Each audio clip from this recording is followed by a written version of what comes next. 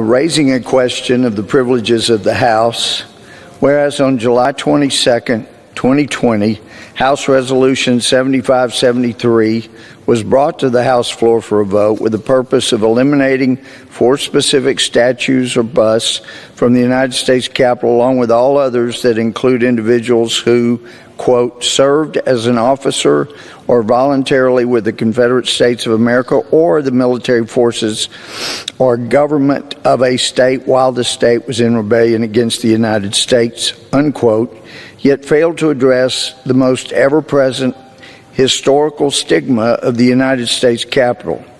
That is the source that so fervently supported, condoned, and fought for slavery that was left untouched, but without whom the evil of slavery could never have continued as it did, to such extreme that it is necessary to address here in order for the U.S. House of Representatives to avoid degradation of historical fact and blatant hypocrisy for generations to come.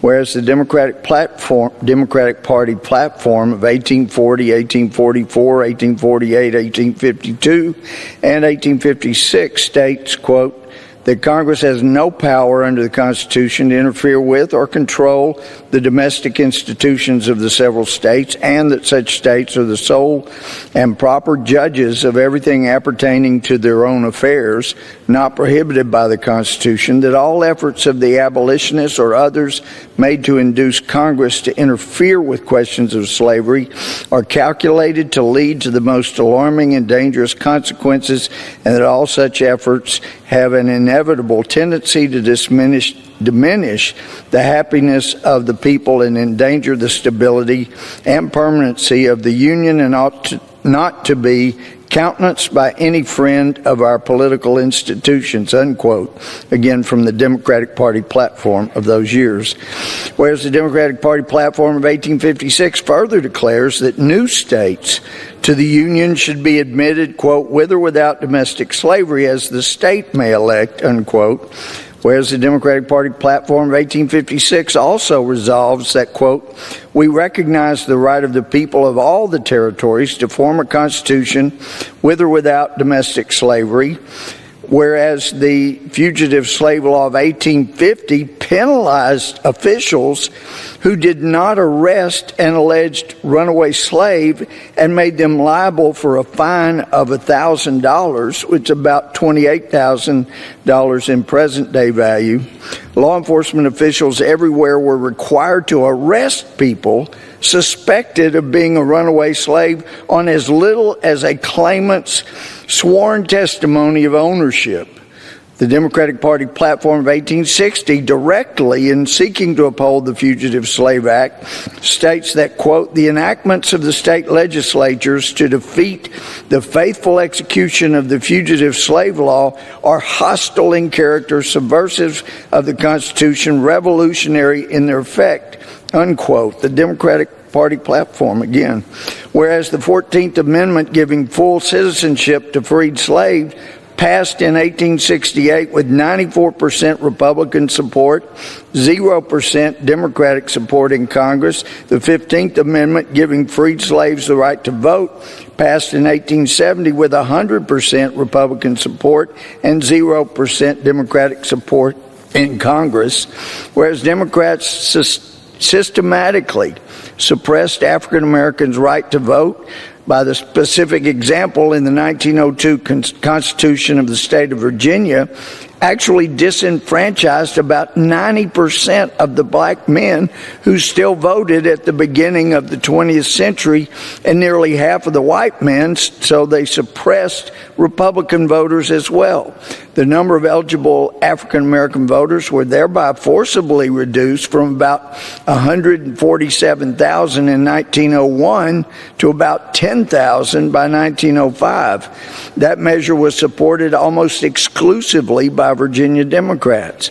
And whereas the Virginia 1902 Constitution was engineered by Carter Glass, the future Democratic U.S. Representative, Senator, and Secretary of Treasury under Democrat President Woodrow Wilson, who proclaimed the goal of the Constitutional Convention as follows, quote, this Democrat exclaimed, quote, discrimination. Why, this is precisely what we propose. That's exactly what this convention was elected for, to discriminate to the very extremity of permissible action under the limits of the federal Constitution with a view toward elimination of every, and I won't use his word, but African-American voter who can be gotten rid of legally, unquote, which was said by a Democrat and applauded by his fellow Democrats. Whereas in 1912, Democratic President Woodrow Wilson's administration began a racial segregation policy for U.S. government employees, and by 1914, the Wilson administration Civil Service instituted the requirement a photograph be submitted with each employment application. And whereas the 1924 Democratic National Convention convened in New York City at Madison Square Garden, the convention commonly was known as the Klan Bake due to the overwhelming influence of the Ku Klux Klan in the Democratic Party. And whereas in 1964, the Democratic Party led a 75 calendar day filibuster against the 1964 Civil Rights Act, whereas leading the Democrats in their opposition to civil rights for African Americans was a member of the Democratic Party, Senator Robert Byrd from West Virginia, who was a known recruiter for the Ku Klux Klan. Whereas Democrats enacted and enforced Jim Crow laws and civil codes that forced segregation, restricted freedoms of black Americans in the United States. Whereas on June 18, 2020, House Speaker Nancy Pelosi ordered the removal from the Capitol portraits of 4 previous speakers of the House who served in the Confederacy, saying that these portraits, quote, set back our nation's work to confront and combat bigotry, unquote. The men depicted in the portraits were Democrat Robert M.T. Hunter, Democrat Howell Cobb, Democrat James L. Orr, and Democrat Charles F. Crisp.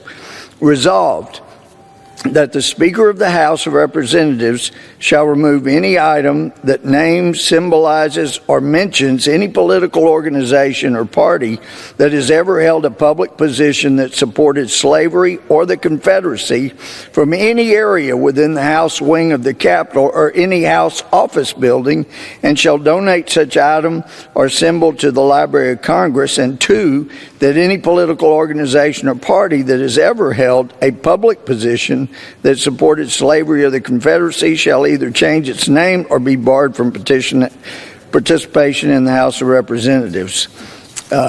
With that, I would yield back.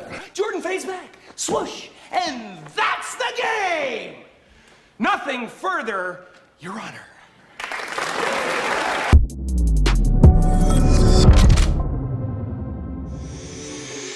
What's up, guys? It's your boy, Benny. Excellent throwback clip there from Louis Gohmert of Texas, a legend and an absolute Chad inside of Congress.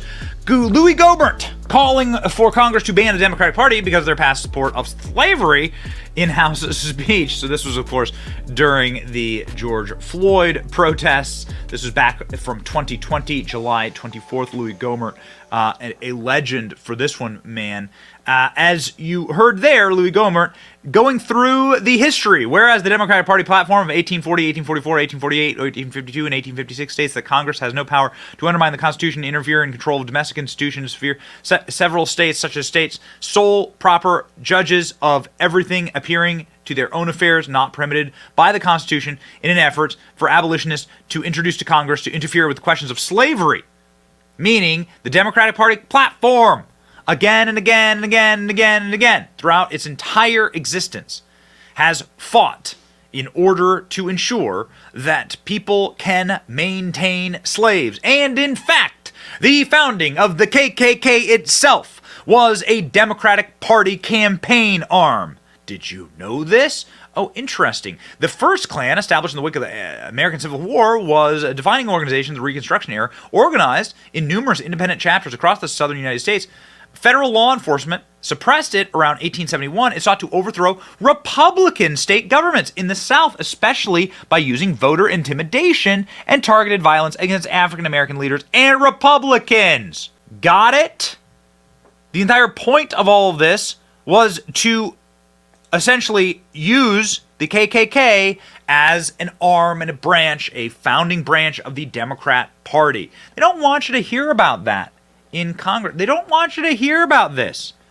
They would rather not have you know that Democrats then and today are attempting to weaponize and utilize underprivileged or impoverished individuals in order to gain power.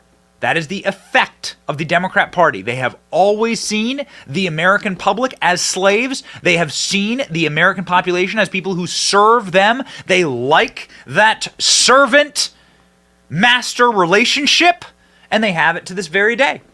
Go watch the way that Joe Biden talks to people. Go watch the way that, like, Nancy Pelosi communicates and speaks to people and individuals. Go watch the way that the corporate press behave. They love the master-slave relationship, and they've always seen you as slaves. They just don't need the chains anymore. They have different chains. Corporate media, social media, they have different ways to enslave you. But that's the way that this party operates and has always operated. They like having the downtrodden serve them. You need further evidence of this, go check the Met Gala. Go check AOC prancing around while an entire army of people masked serve her. That is and has always been the core of the Democrat constituency. Serve me. So good for Louis Gohmert. I don't think this passed, but maybe now that the Congress is controlled by Republicans, they should take it back up. Just one man's humble opinion. God bless Louis Gohmert. Total alpha Chad. It's your boy Benny. Like, share, and subscribe to end communism and slavery. See ya.